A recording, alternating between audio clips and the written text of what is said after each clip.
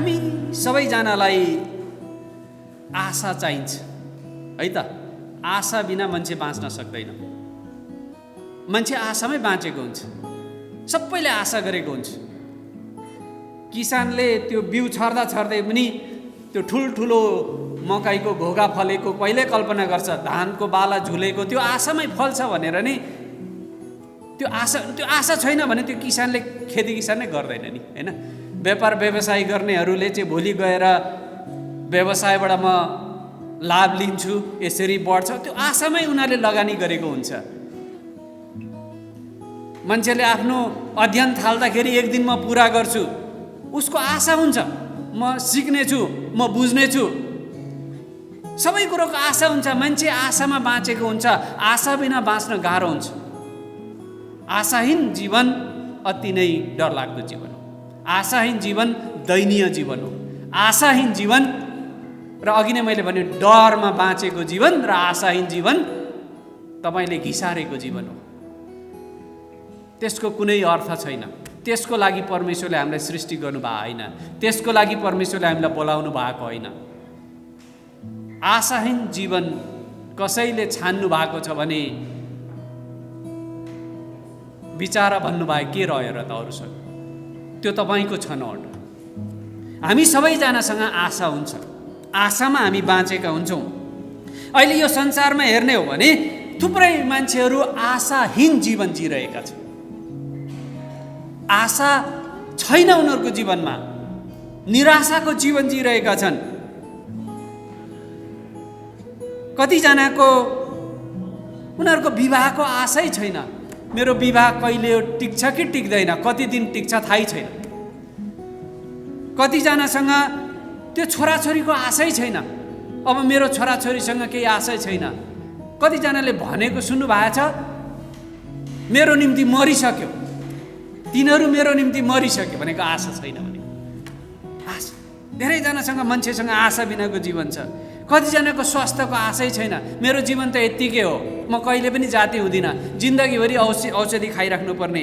कतिजनाको चाहिँ आर्थिक कुराको आशै छैन। अब मेरो आर्थिक रूपमा म कहिले पनि फेरि खुट्टा टेक्न सक्दिनँ, सबल हुन सक्दिनँ, मेरो जिन्दगी यस्तै रहेछ, सधैँभरि गरिबीको रेखामुनि नै बाँच्ने र यतिमै मर्ने रहेछु। कतिजनाको आशै छैन। कतिजनाको जीवनकै आशा छैन। म बाँच्नुको पनि के अर्थ, म साँच्चै किन बाँचेको होला नि, के को लागि छु यो पृथ्वीमा, म साँच्चै के गर्दैछु हो, त्यो पनि एक्साइटमेन्ट पनि छैन। म के को लागि प्रत्येक दिन बिहान उठ्दाखेरि एउटा हुन्छ नि जोस जागर, त्यो पनि छैन। जिन्दगी यता पल्ट्यो उता पल्ट्यो, त्यतिकै मात्रै छ। आशा हराएको छ। आशै छैन।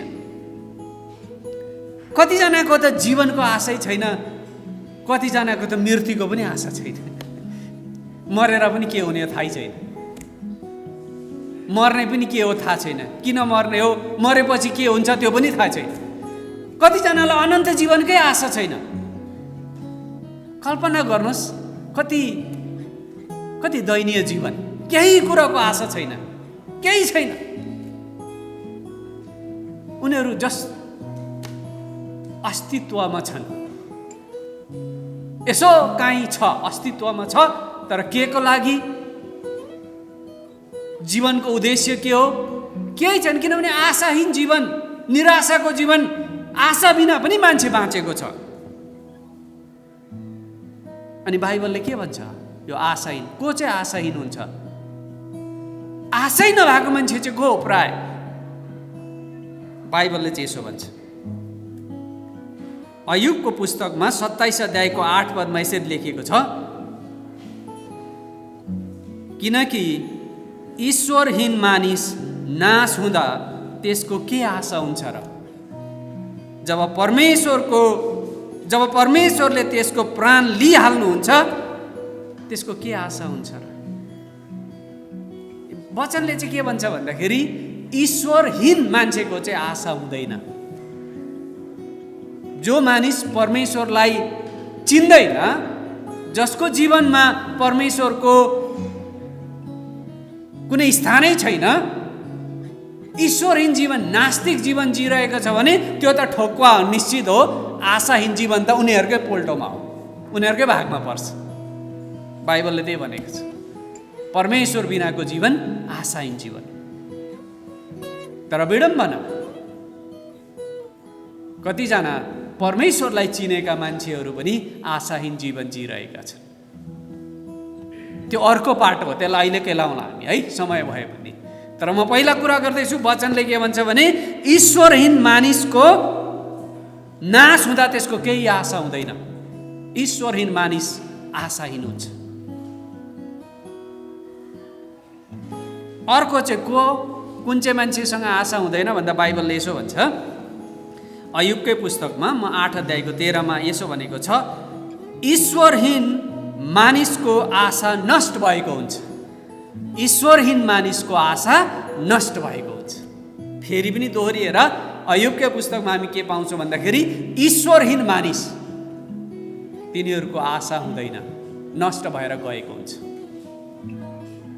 म तपाईँहरूलाई एउटा कथा भन्छु आज बाइबलमा, अनि यो कथा चाहिँ मैले यूहन्नाको पुस्तकमा, हुन त यो लुकाको पुस्तकमा पनि पाउनुहुन्छ, सुसमाचारको सबै पुस्तकमा यो कथा छ, तर मैले आज तपाईँहरूको बिचमा चाहिँ यूहन्नाको पुस्तकबाट यही कथालाई पढ्दैछु है त। अनि यो कथा तपाईँहरूलाई थाहा भएको, यो व्यक्तिको बारेमा तपाईँहरूले धेरैचोटि पढिसक्नु भएको, सुनिसक्नु भएको हो। अनि यो यूहन्ना 4 अध्यायमा पाउनुहुन्छ। अनि यो कथा चाहिँ सामरी स्त्रीको कथा हो है। यो कथामा तपाईँले के पाउनुहुन्छ भन्दाखेरि हामीले यसलाई 4 अध्यायको 1 देखि 15 सम्म तल हेऱ्यौँ भने यो स्त्रीसँग कुनै आशा थिएन। आशाहीन जीवन जिउने व्यक्तिको राम्रो प्रतिनिधित्व गर्छ।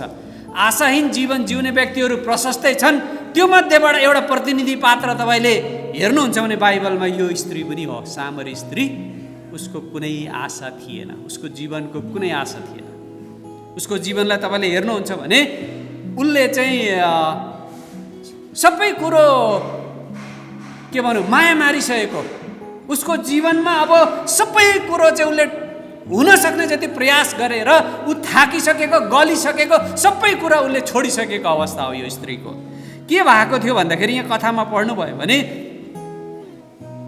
यो स्त्री चाहिँ एउटा सानो समुदायमा बस्थ्यो जहाँ सबैले सबैलाई चिन्दथ्यो। कसको घरमा के भयो, कसको घरमा के खायो, को भित्र आयो, को बाहिर गयो, सबै थाहा थियो। एक अर्काको बारेमा सानो गाउँ। अनि यो गाउँमा यो स्त्रीको बारेमा सबैलाई थाहा थियो। यो स्त्रीले बिहा त 5 पटक गरिसकेको, उसलाई भएन, टिक्दै टिकेन। 5 पटक ट्राई गर्दा पनि बिहा भएन। अहिले जोसँग बसेको छ त्यो पनि अर्काको श्रीमानसँग भनेर भनेको छ होइन। तपाईँले हेर्नुहोस्, यो स्त्रीको कुनै आशा छैन। उसको जीवन कति लथालङ्ग थियो अनि कति लाजमर्दो जीवन थियो। गाउँमा सबैलाई थाहा थियो, सबैले चिनेको थियो। त्यसो भएकोले ऊ त जसो तसो बाँचेको थियो। अघि नै मैले एउटा शब्द प्रयोग गरेको थिएँ नि, खाली अस्तित्व मात्रै छ के, अरू किन छ थाहा छैन, के को लागि बाँचेको छ थाहा छैन, केही उत्सुकता छैन। बिहान उठ्यो भने केही पनि जोस जागर छैन, के कुरोको लागि एक्साइटेड हुने, जस बाँचेको छ। पानी भर्नु जाँदाखेरि पनि लुकी लुकी जानुपर्ने, कसैले नभेटे पनि हुन्थ्यो, नबोले पनि हुन्थ्यो, नसोधिदिए पनि हुन्थ्यो, कसैसँग बोल्नु नपरे पनि हुन्थ्यो। यसलाई भन्छ आशाहीन जीवन। कसैको जीवनसँग मेल त खाएको छैन। कथा भनेकै मैले तपाईँहरूको बारेमा मलाई थाहा छैन, मेल खान सक्छ, संयोग मात्र हो यदि त्यो भयो भने। यो स्त्रीको जीवन त्यस्तो थियो, आशाहीन जीवन। अनि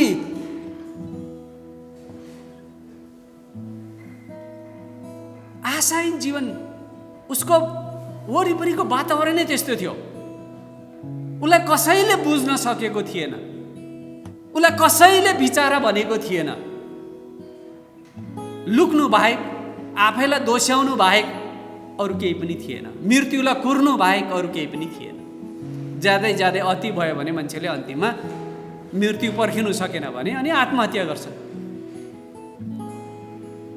र यो जीवनमा अहिले मान्छेहरूलाई निराशा ल्याउने विभिन्न कुरा छ। उसको हामीले सबै कुरो केलाएनौँ। उसको बुद्धिले हो कि उसको परिस्थितिले हो कि के कारणले गर्दाखेरि ऊ यति धेरै आशाहीन, यस्तो दयनीय अवस्थामा पुग्यो, हामीलाई थाहा छैन सबै कथा, तर यो एउटा स्त्री, सामरी स्त्री एकदमै आशाहीन जीवन जिरहेका छ। अहिले संसारमा हामीलाई पनि हेर्ने हो भने मान्छे निराशा हुने, आशाहीन जीवन जिउने प्रशस्तै कारण छन्। अघि मैले भने हाम्रो देशकै अवस्था हेर्नुहोस्, निराशा हुने कारणहरू प्रशस्तै छन् हैन। तपाईले समाचार सुन्नुहोस्, घटनाक्रमहरू हेर्नुहोस्। कोरोना एउटा राम्रो उदाहरण हो मान्छेलाई निराश बनाउने। अहिलेको अवस्था हेर्नुहोस्, राजनीतिक अवस्था हेर्नुहोस्, नेताहरूलाई हेर्नुहोस्, कर्मचारीलाई हेर्नुहोस्, बाटो हेर्नुहोस्, भ्रष्टाचार भएको कुराहरू हेर्नुहोस्, विभिन्न घटनाहरू, बलात्कारको घटनाहरू हेर्नुहोस्, अपराधको घटनाहरू हेर्नुहोस्, सुन्नुहोस्, न्युजमा आउने कुराहरू, सबै कुराहरू हेर्दाखेरि मान्छेलाई निराशा ल्याउने कुराहरू नै छ नि, होइन र?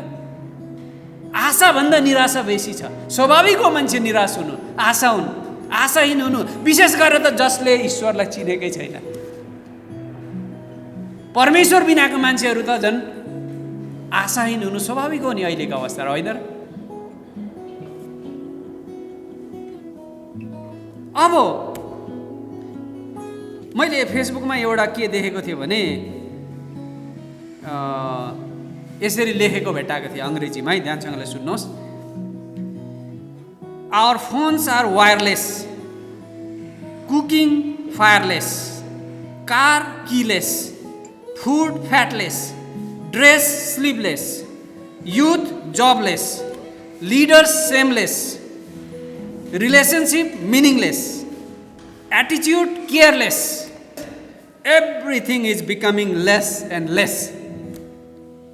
But still, our hope is endless. बिल्ली ग्रामले यसरी भनेका छन्,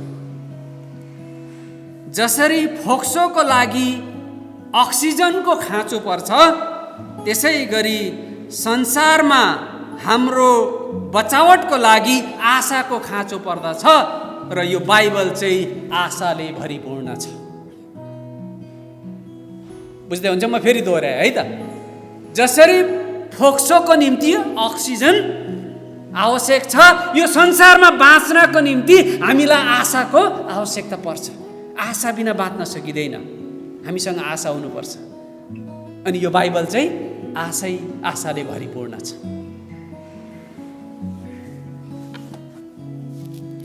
अब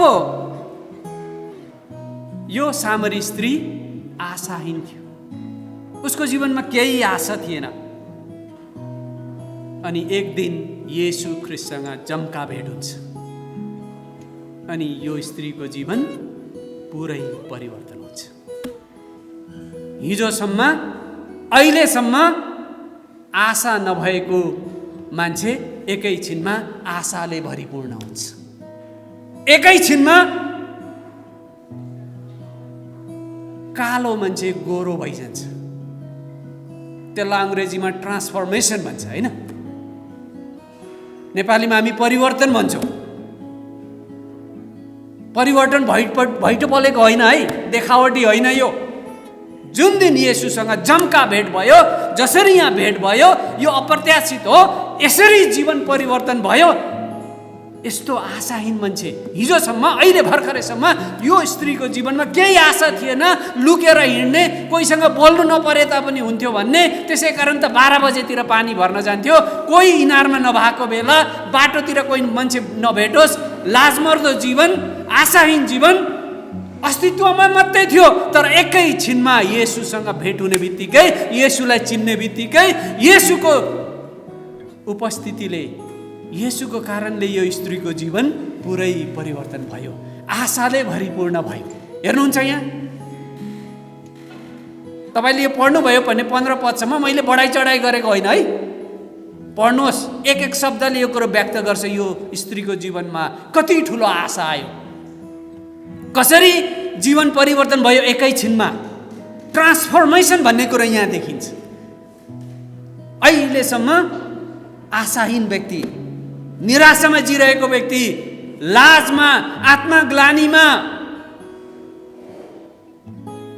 यस्तो अवस्थामा भएको व्यक्ति एकैछिनमा यो स्त्री आशाहीन खुसी, रमाहट, आनन्द, उत्सुकता, उसँग अब भन्ने कुरा छ, उसँग सुनाउने कुरा छ, उसलाई अरूलाई भेट्न मन लाग्छ। अब म कहाँ जाउँ, कसलाई सुनाउँ? एकैछिनमा जीवन परिवर्तन भयो। हेर्नुहुन्छ, येशूलाई भेटेपछि जीवन परिवर्तन। त्यसै कारण त भन्छौँ येशूमा आशा छ। यो कथाबाट म तपाईँलाई प्रष्टसँगले उदाहरण दिन सक्छु। यो स्त्रीलाई देखाएर यो साँच्चै भएको घटना हो है, ऐतिहासिक घटना हो। यो ठाउँ सुक्खार भन्ने गाउँ छँदैछ, याकुबको इनार अझै छँदैछ। साँच्चै भएको घटना हो। यो त एउटा घटना मात्रै हो, तर घटनामा के भएको छ? येशूमा आशा छ। यदि यो स्त्रीमा आशा छ भने तपाईँ र ममा पनि आशा छ। आशै नभएको व्यक्तिहरूमा पनि यदि कोही निराशामा हुनुहुन्छ, तपाईँले आफ्नो जीवनको महत्त्व बुझ्नु भएको छैन, अर्थ बुझ्नु भएको छैन, जसो तसो आफ्नो जीवन घिसारिराख्नु भएको छ, तपाईँ जसो जसो अस्तित्वमा हुनुहुन्छ भने येशूमा आशा छ। यदि यो स्त्रीमा आशा छ भने, सम्भव छ भने हामीमा पनि आशा छ। यस्तो स्त्रीमा त आशा आयो, आशा पलायो। कसरी सम्भव भयो? येशूसँग भेट भएपछि। त्यसैले त म भन्छु येशूमा आशा छ। प्रभु येशू ख्रीष्टमा मात्र आशा छ। म त त्यसो पो भन्छु, येशूमा आशा छ मात्रै होइन, येशूमा मात्रै आशा छ। उसले त अरू त सबै ट्राई गरेकै हो नि, होइन र? येशूलाई नभेटुन्जेलसम्म उसको केही आशा थिएन। येशूमा मात्र आशा छ।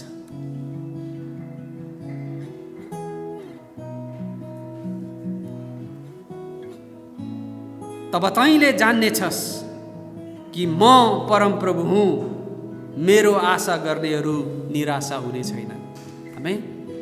वचनले भन्छ, तब तैँले जान्नेछस् कि म नै परमप्रभु र मेरो आशा गर्नेहरू निराशा हुने छैन। यदि तपाईँहरू कोही आफैलाई त्यो ठाउँमा, त्यो स्त्रीको ठाउँमा भेटाउनु भयो भने, जसरी स्त्रीको जीवन येशूलाई भेटेपछि परिवर्तन भयो, तपाईँमा त्यो परिवर्तन सम्भव छ। स्वागत छ तपाईँलाई। खुसीको खबर छ मसँग तपाईँको। अब तपाईँ निराशामा बस्नु पर्दैन, आशा छ। येशूमा आशा छ। येशूमा नयाँ जीवन छ। येशूमा परिवर्तन छ। येशूमा अनन्त जीवन छ। येशू ख्रीष्टको चरणमा आउनुहोस्, येशूलाई विश्वास गर्नुहोस्। ईश्वरहीन मानिसहरू निराशामा बाँचेका हुन्छन्, नष्ट हुन्छन्, उनीहरूको आशाहरू नष्ट हुन्छ। ईश्वरहीन मानिस, यदि तपाईँले तपाईँको जीवनमा केही कुरो गुमाइराख्नु भएको छ भने येशूमा आउनुहोस्, तपाईँले त्यो पाउनुहुनेछ। जुन कुरो यो स्त्रीले गुमाइरहेको थिइन्, यदि तपाईँले त्यही कुरो गुमाइराख्नु भएको छ भने येशूमा आउनुहोस्, त्यो तपाईँले सबै कुराहरू फिर्ता पाउनुहुनेछ। यदि तपाईँले त्यो पुरानै इनारबाट पिइराख्नुहुन्छ भने, यो स्त्रीले त यही पुरानै इनार हो नि, होइन? यही इनारबाट पिइराख्नुहुन्छ भने, पुरानो इनार भनेको यौनको इनार, धन सम्पत्तिको इनार, तपाईँको शारीरिक इच्छाको इनार, त्यसैबाट पिइराख्नुहुन्छ भने तपाईँको तिर्खा कहाँ मेट्ने त? येशूले भन्नुहुन्छ, म कहाँ हौ, म तिमीहरूलाई जीवित पानी दिनेछु अनि तिमीहरू कहिले पनि तिर्खा हुने छैन। बाँचिरहेकाहरूको साथमा हुनेसँग आशा हुनेछ। यदि तपाईँ अझै पनि जिउँदै हुनुहुन्छ भने वचनले भन्छ, जिउँदो मान्छेसँग आशा हुन्छ, निराशाको जीवन जिउँदैन। जबसम्म जिउँदो हुन्छ, मरेकोसँग त के हुन्छ र? सकिगयो, कुरै खत्तम, सबै कुरो सक्यो। तर जबसम्म मान्छेसँग जिउँदो हुन्छ, जीवित मान्छेसँगै हुन्छ आशा चाहिँ। अनि विशेष गरेर कससँग हुन्छ? जसले येशूलाई चिनेको छ, विश्वास गरेको छ। यहीँ सबै सकिएको छैन, खत्तम भएर गएको छैन। जबसम्म मान्छे जिउँदो छ, यहाँ भनेको छ रहनेहरूको साथमा आशा हुन्छ। जबसम्म हामी बाँच्छौँ, जिउँदैछौँ भने, मरिहालेका छैनौँ भने, घिस्रिँदैछौँ भने पनि केही छैन, आशा छ। येशूमा आशा छ। जसरी यो सामरी स्त्रीको जीवन परिवर्तन भयो, जसरी यो सामा स्त्रीको जीवनमा नयाँ आशा उमङ्ग आयो, त्यसरी नै हामीमा पनि सम्भव छ। आउनुहोस् हामी प्रार्थना गरौँ। स्वर्गमा विराजमान हुनुहुने परम प्रभु परमेश्वर पिता, म तपाईँलाई हृदयबाट धन्यवाद दिन्छु। तपाईँको वचनको निम्ति म तपाईँलाई हृदयबाट धन्यवाद दिन्छु। प्रभु, तपाईँ हामीसँग विभिन्न समयमा विभिन्न माध्यमद्वारा विभिन्न तरिकाद्वारा बोल्नुहुन्छ अनि तपाईँ आफ्नो वचनद्वारा पनि हामीसँग बोल्नुहुन्छ। आज फेरि एकचोटि तपाईँ आफ्नो वचनद्वारा हामीसँग बोल्नु भएको छ। तपाईँको वचनलाई हामीले सुनेका छौँ, यसलाई हामी आफ्नो हृदयमा राख्दछौँ, मनन गर्दछौँ अनि हामी कृतज्ञ भएका छौँ। प्रभु, आज तपाईँको वचनले हामीलाई स्मरण गराएको छ कि ईश्वरहीन मानिसहरू आशाहीन हुँदछ, ईश्वरहीन मानिसहरूको आशा नष्ट भएर जाँदछ। तर प्रभु येशूमा विश्वास गर्नेहरूको निम्ति जीवित आशा छ, येशूमा आशा छ। तपाईँलाई धन्यवाद दिन्छु। तपाईँको पुनरुत्थानमा अब हाम्रो आशा छ प्रभु। त्यसै कारण हाम्रो जीवित आशामा हामी बाँचेका छौँ। मेरो येशूलाई विश्वास गर्दछु अनि म अब निर्धक्कसँग भन्न सक्छु, यो सामरी स्त्रीले जस्तो भन्न सक्छु कि येशूमा मात्र आशा छ। तपाईँमा भरोसा गर्छु, आशा गर्दछु। हामी एक एकजनालाई तपाईँमा सुम्पन्छौँ अनि यो आशा अरूहरूलाई पनि हामी बाँड्न चाहन्छौँ। उद्धारकर्ता प्रभु येशू ख्रीष्टको नाममा आमेन। जय मसीह।